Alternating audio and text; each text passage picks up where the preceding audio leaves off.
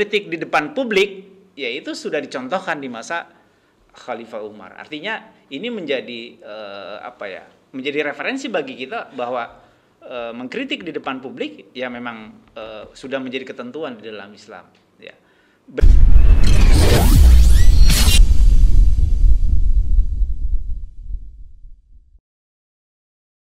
Alhamdulillahirabbil alamin wassalatu wassalamu ala sayyidina wa habibina Rasulullah Muhammad sallallahu alaihi wasallam wa ala alihi wa sahbihi wa man da'a bi dawatih wa iltazama bi tariqatih wa tarasama hutahu wa jalal aqidatan islamiyatan asasan li fitratihi wa lakama syar'iyatan miqyasan li amalihi wa masdanul kami wa ba'du. Alhamdulillah pada malam hari ini kita masih diberi kesempatan oleh Allah Subhanahu wa taala untuk bersama-sama menjumpai lagi para netizen dan netizah pada malam hari ini. Netizen dan netijawati ya. Alhamdulillah kita bisa bermuajahah walaupun lewat dunia maya ya. Insya Allah pada malam hari ini sebuah keberkahan bagi kita ya, kita masih bisa menghirup udara segar dari Allah Subhanahu wa taala yang gratis ini ya. Alhamdulillah inilah sebagai rasa syukur kita kepada Allah Subhanahu wa taala. Di awal pemaparan ini saya ingin membacakan sebuah hadis ya, sebuah hadis riwayat Bukhari yang menyampaikan almar'u ma'a man ahabba ya, bahwa sesungguhnya umat manusia itu akan berkumpul dengan yang dicintainya. Dan kita tahu bahwa hayatul Rasul adalah hayatul dakwah. Jadi kehidupan Rasul itu adalah kehidupan dakwah. Jadi ketika kita menyampaikan dakwah ini, insya Allah kita akan bersama dengan Rasulullah yang kita cintai. Amin ya Allah ya Rabbal alamin. Artinya, kalau ada orang yang mempersekusi dakwah, kalau ada orang yang kemudian represif terhadap dakwah ini, maka apakah akan bersama dengan Rasulullah? Gitu. Artinya, jangan-jangan nanti ya ketika kemudian meninggalnya dia ingin bahasanya ditalkin gitu ya, kemudian ingin dibacakan tahlil dan seterusnya, tapi kemudian oleh Rasulullah nanti dicuekin gitu di padang mahsyar ya, ketika bendera Rasulullah dikibarkan di sana kemudian tidak direken ya kalau istilah ini dicuekin gitu kan, sedih banget ya. Oleh karena itu tentunya kita berharap ya ketika kita menyampaikan dakwah ini, maka ini adalah sebuah bukti dari kita bahwa inilah tidak hanya sekedar dakwah ini sebagai kewajiban kita ya, bahwa ini kalau bicara di dunia birokrasi ada istilah ketika melakukan sesuatu harus ada SK-nya surat keputusannya kan gitu ya. Artinya ketika melakukan sesuatu itu apa dasarnya? Ya tentu kita ketika berdakwah siapapun dia, baik Hizbut Tahrir, FPI ataupun gerakan dakwah yang lain, siapapun dia, apapun profesinya, tentu kita memiliki dasar ketika kita melakukan sesuatu ya. Dan kita tidak perlu izin dari manusia untuk menyampaikan dakwah ini. Karena apa? Karena izin dan SK dakwah ini tentu langsung dari Allah Subhanahu wa taala. Banyak sekali ayat-ayat Quran yang kemudian disampaikan oleh Allah Subhanahu wa taala untuk menunjukkan bahwa kewajiban dakwah ini adalah kewajiban untuk kita semua. Yang pertama misalkan di dalam Quran surat Ali Imran 104, A'udzubillahi minasyaitonirrajim.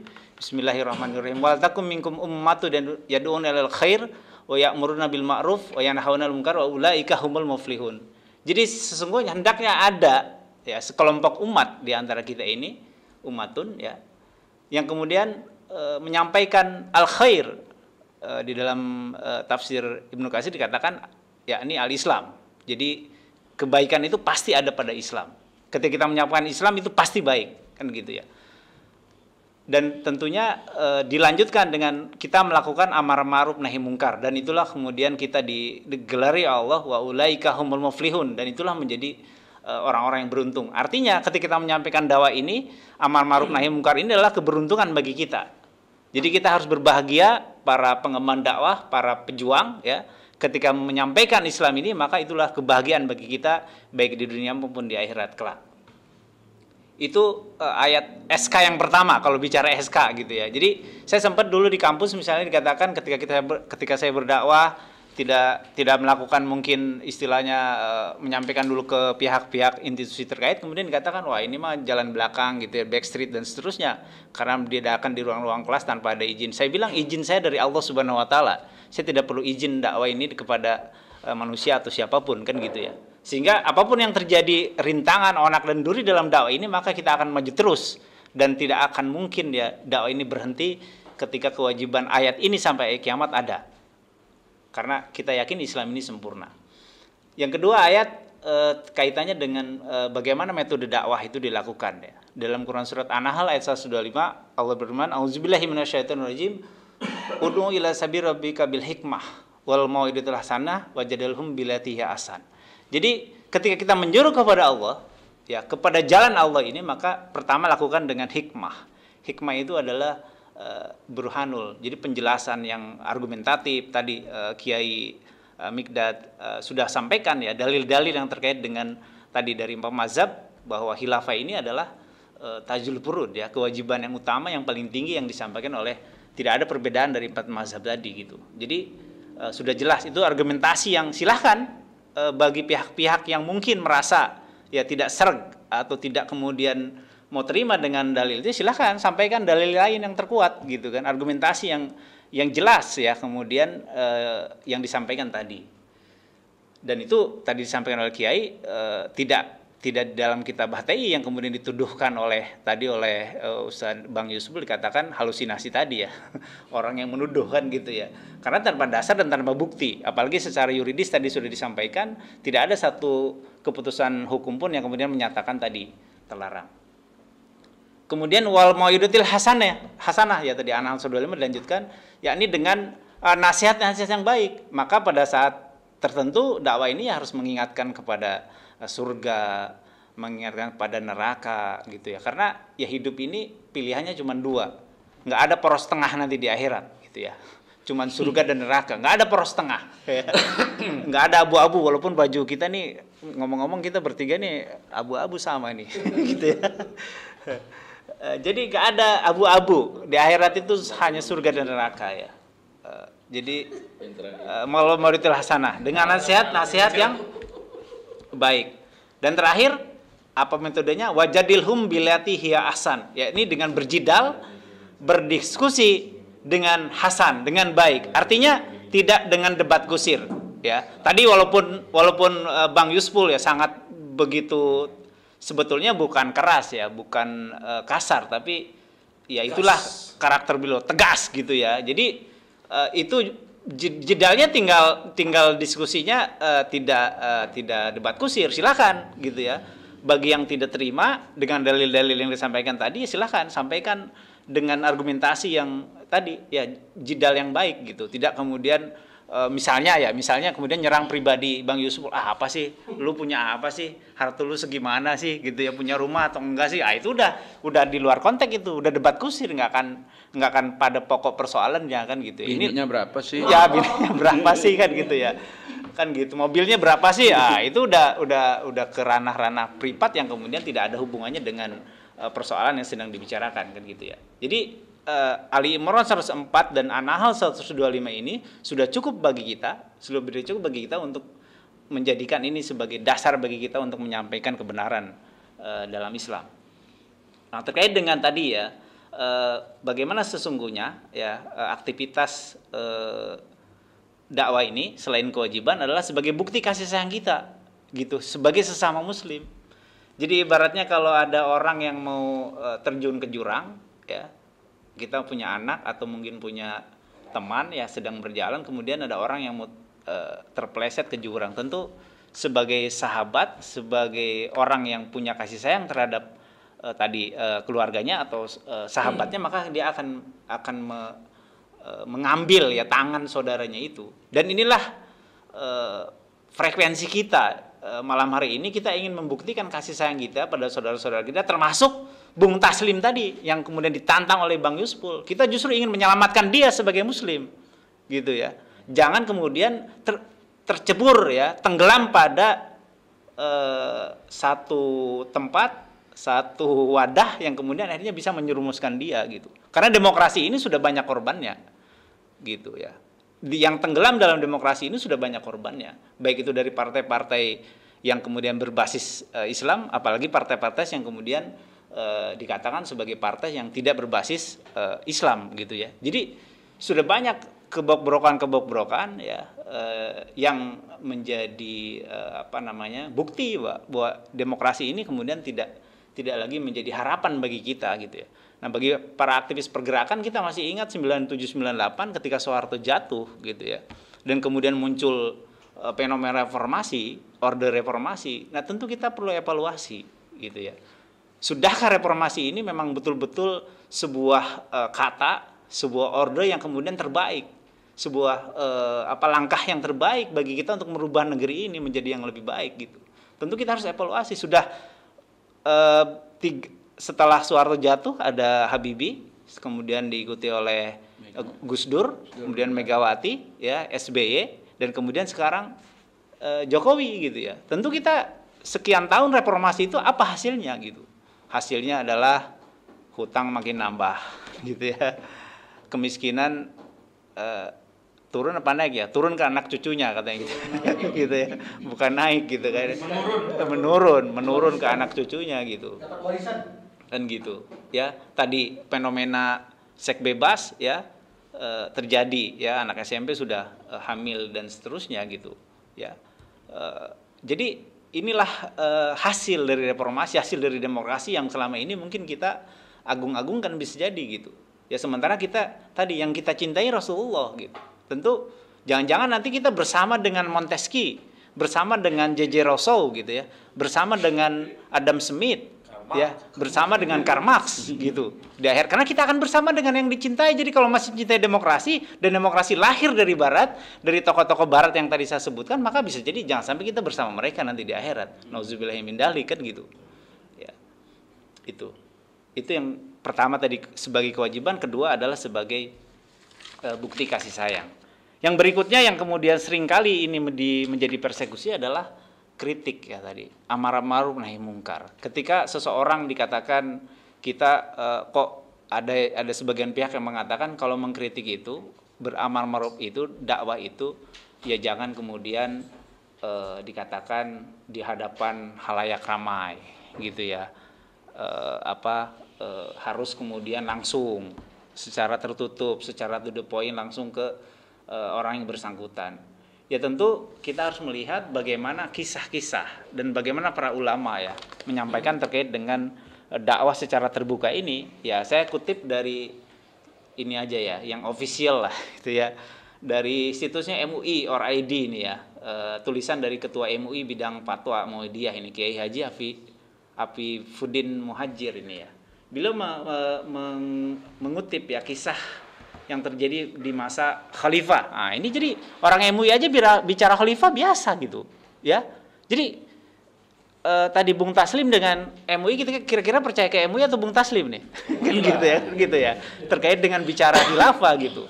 Jadi kalau mau dikritik Taslim ke MUI dulu berarti. Silakan gitu. MUI sendiri menjadi contoh khalifah kan gitu, berarti kalau contohnya disebut khalifah pasti sistemnya khilafah. Nggak mungkin gitu sebutannya khalifah kemudian sistemnya kerajaan gitu ya, nggak nyambung kan gitu ya, jaka sembung bawa golok gitu ya. Seperti itu dia menceritakan di tulisan beliau ini ya, bagaimana ketika Khalifah Umar ketika, dan dia kan kebiasaannya belusukan ya, bahkan pemimpin kita ada yang mencontohkan ingin seperti ya Khalifah Umar kan gitu ya, seperti itu. Walaupun sistemnya bukan khilafah gitu ya, ingin disejajarkan lah mungkin ya dengan Khalifah Umar. Nah, Khalifah Umar ini pernah di satu hari ya dicegat oleh seorang perempuan ya bernama Khawlah binti Sa'labah ya. Jadi beliau diminta berhenti, ini di depan halayak, bukan di istananya gitu ya. Beliau sedang jalan-jalan gitu ya. Jadi di depan Umar beliau menyampaikan, wahai Umar, engkau dulu dipanggil Umair. Sampai disebut begitu, tahu nama kecilnya, berarti ini orang tua nih. Tahu nama kecilnya, jadi tahu kecilnya gitu. Dulu engkau dipanggil Umair, Umar kecil gitu. Kemudian berubah engkau menjadi Umar saat ini, dan engkau dipanggil sebagai julukan tadi Khalifah atau Amirul Mukminin ya. Pesan saya, kata Khawlah tadi, seorang perempuan, takutlah engkau wahai Umar kepada Allah ya. Karena barang siapa meyakini adanya kematian, ia pasti khawatir akan hilangnya kesempatan. Dan barang siapa yang meyakini adanya hisab, ia pasti takut menghadapi azab. Ya. Jadi ketika dilakukan teguran ya di depan publik, ya ada kemudian warga lain yang kemudian bertanya, wahai Amirul Mukminin, mengapa, kalau bahasa Jawa jenengan gitu ya, kenapa jenengan ada berhenti di sini hanya untuk mendengarkan omongan perempuan tua ini, katanya. Kan gitu. Lalu Khalifah Umar menjawab, seandainya perempuan itu meminta agar saya berhenti di tempat ini, kata Umar, dari awal siang sampai akhir siang, sampai sore berarti ya, pasti saya tidak akan beranjak kecuali untuk sholat, kata dia. Tahukah kalian siapakah perempuan itu? Kami tidak tahu, wahai Umar. Kemudian Umar menjawab, dia adalah Haulah binti Sa'labah, seorang perempuan yang perkataannya didengar Allah Subhanahu wa taala dari atas langit yang ketujuh. Apa pantas Umar tidak mau mendengarkan ucapan perempuan ini? Ya luar biasa. Jadi kritik di depan publik, ya itu sudah dicontohkan di masa Khalifah Umar. Artinya ini menjadi menjadi referensi bagi kita bahwa mengkritik di depan publik ya memang sudah menjadi ketentuan di dalam Islam. Ya. Berikutnya lagi ada kisah juga yang kemudian ini terkait masih dengan kejadian Umar juga, ketika ada seorang wanita kemudian mengkritik Umar juga di depan orang banyak terkait dengan mahar ya. Jadi Umar kemudian berbicara di podium, kemudian menyampaikan mahar tidak boleh lebih dari 400 dirham, kata beliau. Gitu ya. Lalu dikritik oleh seorang wanita di depan publik juga, karena kebijakan yang dilontarkan oleh pemimpin adalah kebijakan publik. Maka wajar dan malah menjadi kewajiban, kemuliaan ketika kita sebagai warganya atau sebagai partai politik atau sebagai gerakan dakwah menyampaikan itu di publik juga gitu. Jadi disampaikan An-Nisa ayat 20 bahwa tidak ada kemudian larangan untuk melebihkan mahar, itu hak wanita gitu. Jadi Umar dan saat itu kemudian mengatakan ya dia merubah kebijakannya itu. Itu dikritik di depan publik. Ya, jadi kalau kita kemudian sekarang menyampaikan ada kebijakan misalnya kenaikan BBM, ya, kebijakan nambah hutang dan seterusnya, ya sumber daya alam kemudian dilego ke asing gitu ya. Di zaman Megawati misalnya Indosat dijual gitu ya. Dan seterusnya, itu menjadi kewajiban bagi kita untuk mengingatkan pemimpin gitu, karena memang dicontohkan oleh Rasulullah dan para sahabat. Jadi ini sebagai bukti ketika kita melakukan ya nasihat, ketika melakukan dakwah ya disampaikan di depan publik, maka ini menjadi kewajiban bagi kita ya. Tidak kemudian disampaikan bahwa ini ghibah gitu ya. Sekarang mau ada undang-undang walaupun belum diterapkan ya, Bang Ozinuddin ya. Jadi KUHP yang menyatakan penghinaan terhadap presiden ya. Tentu beda. Kalau menghina itu dalam Islam misalnya ya kita mohon maaf misalnya bicarakan fisiknya gitu ya. Kemudian tadi bicara latar belakang keluarganya, dia mah dari keluarga miskin misalnya, ya itu penghinaan gitu. Tapi kalau kemudian kita mengkritik kebijakannya, masa disebut penghinaan? Toh tadi di zaman Khalifah Umar aja dicontohkan, orang MUI aja mengambil kisah itu gitu ya. Kan gitu. Masa kita mau dikatakan sebagai pihak yang kemudian menghina gitu ya.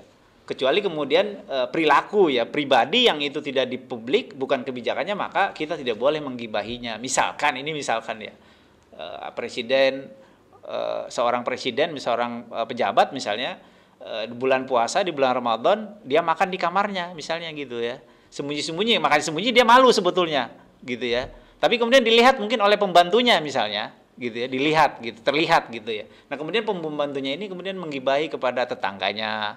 Akhirnya didengarlah oleh halayak. Nah, itu yang kemudian tidak boleh kritik itu kemudian dilakukan tadi dengan cara ya karena itu aktivitas pribadi ya. Maka yang harus dilakukan oleh pembantu itu harusnya negur langsung kepada majikannya tadi misalnya, Pak, kok lagi makan misalnya. Gitu, Bapak lagi head misalnya gitu ya. Misalnya kan gitu. Nah, itu sindiran halus kan gitu ya. Kalau kata anak saya menyindir dengan gaya gitu ya. Jadi ya dilakukan seperti itu ketika itu perilaku yang sifatnya private gitu ya, maka ditegur langsung. Iya, tapi ketika pemimpin melakukan tadi ya kebijakan yang sifatnya publik dan merugikan halayak, bahkan sebagai sebuah kezaliman, maka kewajiban bagi kita untuk mengingatkan ya. Jadi kita jangan kemudian akhirnya terjebak ya, kita dihadap-hadapkan. Nah, ini sekarang lagi zaman lato-lato ya, dibentur-benturkan seperti lato-lato gitu ya, seperti lato-lato. Sekarang ada istilah cebong kampret Nah, kan gitu sejak pemilu berapa tahun lalu. Ini siapa sih yang memunculkan istilah cebong kampret ini gitu? Kita jangan terjebak umat Islam ini pada cebong nih lato satu yang kampretnya lato yang lain, diadu-aduin terus gitu ya. Ini kayak lato-lato, jadi umat Islam kemudian jangan sampai ya kita ini menjadi lato-lato, dibentur-benturkan terus gitu ya. Sementara orang-orang kafir dan pihak-pihak yang benci terhadap umat Islam mereka tertawa gitu. Kita terjebak ya pada narasi-narasi yang mereka kembangkan tadi. Ada cebong kampret lah, ada radikal dan moderat lah, kan gitu ya. Ada tradisional modern dan seterusnya. Itu kan selalu kita umat Islam nih politik belah bambu gitu ya. Yang satu diangkat, yang satu diinjak gitu ya. Kan gitu. Itu sejak zaman POC gitu ya. Mereka melakukan Divide et Impera, selalu dia posisi membelah kita gitu. Kita selalu dibelah-belah gitu ya. Selalu tadi dibentur-benturkan. Nah, kita sesungguhnya dengan dakwah ini ya kita ingin menyatukan hati-hati kaum muslimin ya, sebagaimana juga dalam hadis riwayat Al-Hakim ya disampaikan yakni Rasulullah bersabda, innal mu'mina ya'lafu wala khaira fi man la ya'lafu wala yu'lafu. Jadi artinya sungguhnya orang mukmin ya itu terpaut hatinya. Jadi di antara kita nih kalau kita ini memang berkasih sayang, kita ini sama-sama Ka'bahnya sama, ketika pergi haji sama gitu ya, baik itu yang sholatnya pakai kunut dan gak kunut ya kan, yang tarawihnya 11 atau 23, ketika pergi haji sama Ka'bahnya, tawafnya juga kelilingnya sama gitu ya, nggak beda. Saya mah dari NKRI saya kelilingnya mau balik, putar balik gitu ya, nggak juga gitu, pasti kelilingnya sama gitu, sa'inya juga sama gitu kan. Ngumpul di wukuf pada saat di Padang Arafah juga sama, wukufnya di situ. Nggak bisa karena kita ini harga mati kita pengen di Candi Borobudur misalnya wukufnya, ya tetap nggak bisa. Di Monas gitu. aja. Atau di Monas misalnya gitu ya, nggak bisa. Jadi tetap aja kita sama. Ketika kita bicara Islam ini kita sama. Justru itulah kasih sayang kita. Kita terpaut satu dan yang lainnya gitu. Jadi hanya karena perbedaan-perbedaan ini kemudian kita saling bermusuhan gitu. Perbedaan pilihan politik ya dan seterusnya, kita diadu-adu terus nih. Nah, saatnya saat ini kita jangan selalu kemudian menjadi korban, menjadi pihak yang termarginalkan, yang terpinggirkan umat Islam ini. Saatnya kita bangkit. Allahu Akbar. Allahu Akbar. Baik, demikian yang bisa saya sampaikan. Ada dua hal lagi yang ingin terakhir saya sampaikan. Dalam dakwah ini tentu kita harus memahami dua hal. Ya. Yang pertama, kita mesti tahu kondisi saat ini, kita harus sama-sama menganalisa, mendiagnosa bahwa ada kondisi yang tidak ideal saat ini. Ada fakta yang tidak ideal yang terjadi pada saat ini. Tidak ideal menurut ukuran apa? Menurut ukuran Allah dan Rasulnya. Sudahkah seluruh sistem yang kita alami pada saat ini, baik itu ekonomi, ya, politiknya, pendidikannya, sosialnya, sudahkah ini ideal? Nah, kalau kita sama-sama bisa mendiagnosa, menganalisa bahwa fakta-fakta yang terjadi pada saat ini adalah kondisi yang tidak ideal, maka kita akan punya spektrum yang sama gitu ya, bahwa saat ini kondisi tidak ideal gitu ya. Kalau itu sama, kalau beda ketika ada orang mengatakan sekarang ini sudah final, ini sudah ideal banget gitu ya, maka kalau analisa dan diagnosisnya berbeda, maka nanti obatnya, solusinya juga akan berbeda gitu ya. Maka kita harus sama bahwa sudahkah pertanyaan kita saat ini hidup kita ini sudah ideal ya. Sudahkah sekarang ini kita bahagia? Dan bahagia tentunya tidak hanya ukuran di dunia, tapi nanti di akhirat gitu. Jadi kalau dakwah ini kemudian kita sudah sama analisanya, diagnosanya bahwa saat ini terdapat kondisi yang tidak ideal, maka baru kita berbicara langkah berikutnya yang kedua. Yakni ketika kita pahami sama-sama bahwa ini kondisi tidak ideal, maka kita harus memberikan solusi, apa nilai, apa sistem, apa standar yang bisa membuat kondisi yang tidak ideal itu menjadi ideal. Nah, ketika itu kemudian sama, maka insya Allah tadi solusi yang ditawarkan ya, yang ditawarkan bahwa sistem yang baik tentu harus datang dari zat yang baik, maha baik, yakni Allah Subhanahu wa taala, maka kita yakini ketika khilafah ini lahir dari Islam, khilafah ini adalah janji Allah dan khilafah ini adalah kabar gembira dari Rasulullah, maka itulah pasti yang terbaik buat hidup kita dan insya Allah akan membuat kehidupan kita menjadi ideal sesuai dengan harapan kita sebagai umat manusia yang memang diciptakan oleh Allah Subhanahu wa taala. Demikian, alafu minkum, wassalamualaikum warahmatullahi wabarakatuh. Waalaikumsalam.